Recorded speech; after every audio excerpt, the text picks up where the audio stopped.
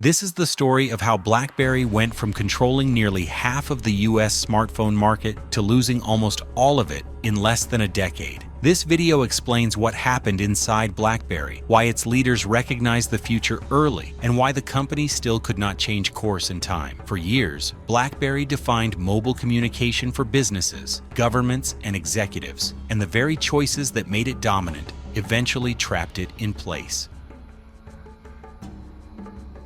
BlackBerry began in 1984 as Research in Motion, commonly known as RIM. The company was not focused on consumer electronics. Its early work centered on wireless data and communication systems, not entertainment or personal devices. In the 1990s, RIM developed interactive pagers that allowed users to send and receive short messages. This was a major breakthrough at the time. Wireless messaging was slow, unreliable, and limited across most networks. RIM's technology worked differently.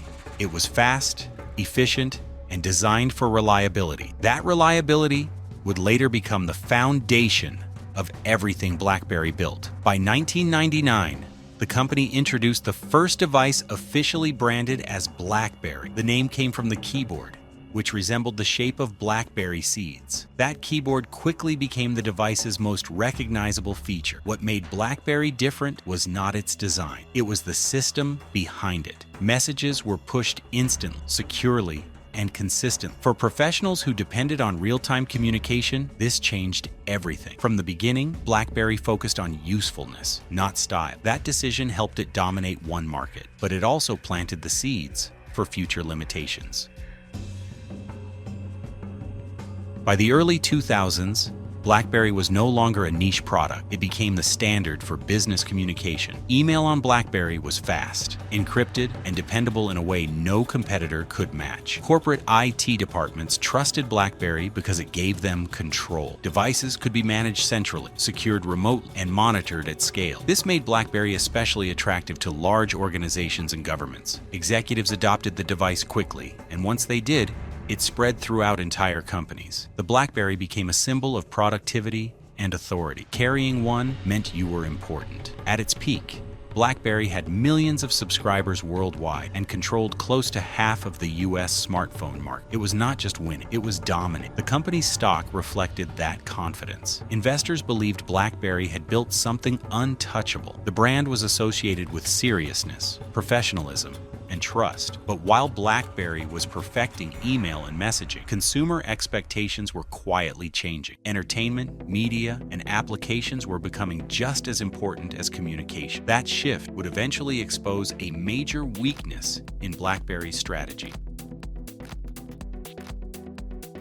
BlackBerry believed a phone existed for one primary purpose: communication, and that belief shaped everything the company built. From the earliest devices, BlackBerry saw itself as a productivity company rather than a consumer brand, focusing on efficiency, reliability, and control instead of personalization or visual appeal. The physical keyboard became the symbol of that philosophy. Leadership believed serious work required real keys, where typing speed and accuracy mattered more than large screens or modern design. Touch screens were viewed as slow, error-prone, and impractical for professionals who relied on their devices throughout the workday, especially when battery life was still a major limitation. Security completed the picture. BlackBerry's encrypted messaging and centralized device management made it the trusted choice for businesses and governments, where control mattered more than user freedom. That strength, however, slowly became a weakness, because as phones turned into personal, media-driven devices shaped by consumer behavior, BlackBerry stayed focused on enterprise priorities,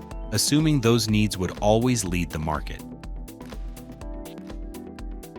In 2007, Apple introduced the iPhone, and inside BlackBerry, the reaction was calm rather than urgent. The device did not fit BlackBerry's definition of a serious phone, lacking a physical keyboard, deep enterprise controls, and the kind of security features corporate customers expected at the time. Executives viewed the iPhone as a consumer product built for browsing, music, and casual use, not something businesses would rely on for daily communication. But Apple was not trying to win on BlackBerry's terms, because the iPhone treated software and the touchscreen as the experience, changing how people interacted with their devices. When apps entered the picture, phones stopped being fixed tools and became flexible platforms and consumer expectations shifted almost overnight. BlackBerry continued refining email, keyboards, and security, strengths that once defined the category, but by the time the company recognized the iPhone as a platform threat rather than a novelty, the ecosystem gap had already grown too wide to close.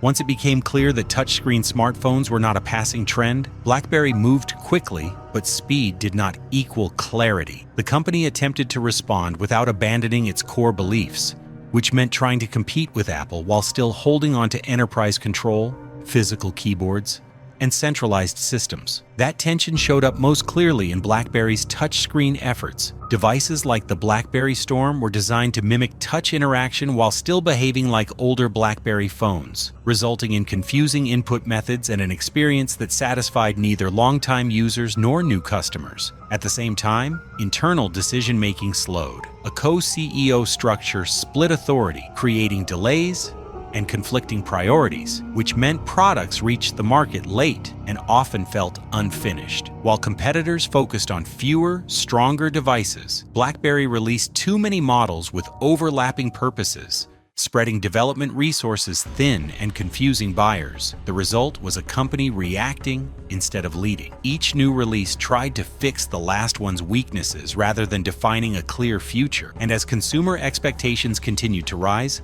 BlackBerry's updates began to feel like small steps in a race that required leaps.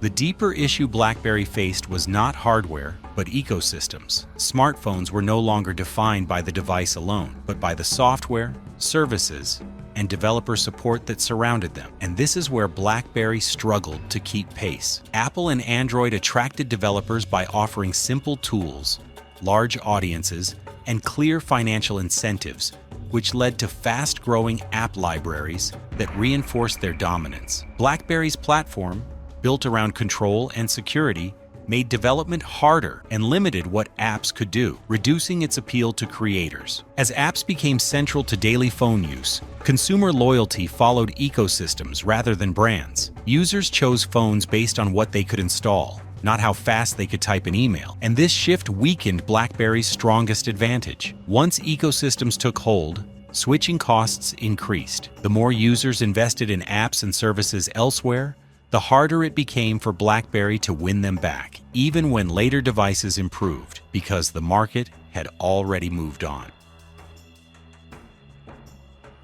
Once market momentum shifted away from BlackBerry, the decline stopped being subtle and became obvious to everyone following the industry. Market share fell sharply, developer interest dwindled, and consumer excitement moved almost entirely toward Apple and Android devices, which offered faster updates, app stores, and touchscreen experiences. Carriers, who had once depended on BlackBerry's reliable email and messaging efficiency, started prioritizing devices that encouraged higher data usage and engagement. Smartphones with apps, multimedia, and constant connectivity aligned better with carriers' revenue goals, while BlackBerry's model, emphasizing security and controlled functionality, no longer fit the evolving ecosystem. Service outages made matters worse. BlackBerry's centralized server system, once considered a technical advantage, now became a liability. And when disruptions occurred, millions of users worldwide experienced downtime, shaking confidence among loyal enterprise clients and casual consumers alike. Public perception shifted quickly. BlackBerry, once celebrated as essential for executives and government officials, was now viewed as outdated, and critics began framing the company as a cautionary tale of innovation fatigue. Even loyal users started exploring alternatives, realizing that devices that once defined professional productivity were being outpaced by modern ecosystems. At the same time, competitors accelerate. Apple's iPhone and Android devices improved rapidly each year, offering new features, intuitive interfaces,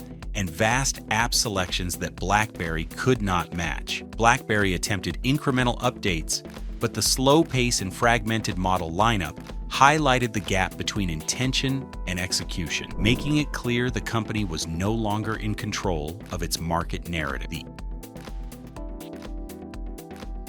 Eventually, BlackBerry faced a hard and undeniable reality. Competing head-to-head in the smartphone market required enormous investment in software, app ecosystems, and global distribution, and by that point, Apple and Android had secured overwhelming loyalty among consumers and developers alike. The company chose to step away from hardware rather than continue losing market share, gradually reducing device production, and focusing on partnerships rather than in-house manufacturing. New phone releases became fewer and less relevant, while older models were phased out, marking a slow retreat from the space they had once dominated. BlackBerry redirected its attention to areas where it could maintain influence and leverage its expertise. The company invested in cybersecurity, enterprise software, and embedded systems, offering secure communication solutions for governments, corporations, and industries that required reliability above all else. The shift allowed the brand to survive in a vastly different form, transitioning from a smartphone pioneer to a software and security-focused company. The phone business ended quietly, without fanfare, leaving behind a legacy of innovation, reliability, and lessons about disruption and adaptability. While BlackBerry no longer competes in the consumer smartphone market, its technology continues to influence secure communication systems worldwide, showing that even after a dramatic decline, parts of the company's original vision still endure.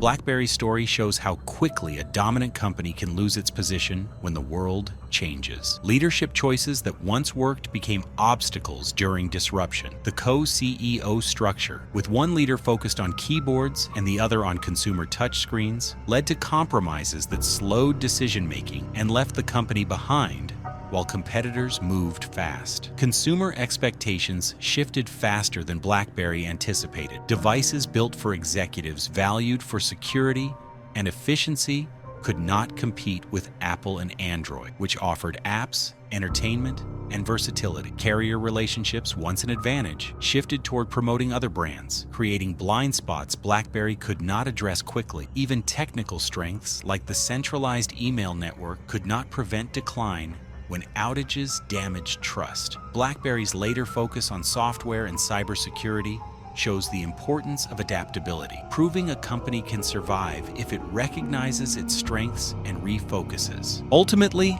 BlackBerry's rise and fall teaches that dominance is never permanent. Innovation, clear leadership, and responding to changing customer needs are what determine long-term survival. BlackBerry's journey from dominating the smartphone market to shifting entirely into software and cybersecurity is a powerful reminder of how quickly industries can change. A company that once defined mobile email, controlled infrastructure, and held over 50% of the market eventually faced decline because it could not adapt fast enough to new consumer demands and technology trends. The story highlights that even great ideas, talented teams, and early success are not guarantees of long-term survival. Leadership structure, strategic focus, and the ability to anticipate change all play a critical role. BlackBerry's hardware may no longer be in phones, but its lessons continue to influence business thinking and technology decisions today. For anyone watching, the rise and fall of BlackBerry shows that innovation alone is not enough. Staying aligned with evolving customer needs, industry shifts, and competitor moves is what keeps a company relevant. Even when a company loses its crown, it can find a second life if it recognizes its core strengths and redirects its efforts effectively. BlackBerry may have exited the smartphone stage, but its impact on mobile technology, corporate communication, and secure software lives on. Its story remains a case study in ambition, innovation, and the challenges of staying ahead in a rapidly evolving world. What do you think was the biggest mistake BlackBerry made, and could it have done anything differently to stay on top? Let us know in the comments below, and if you want more stories like this, make sure to subscribe so you don't miss the next one.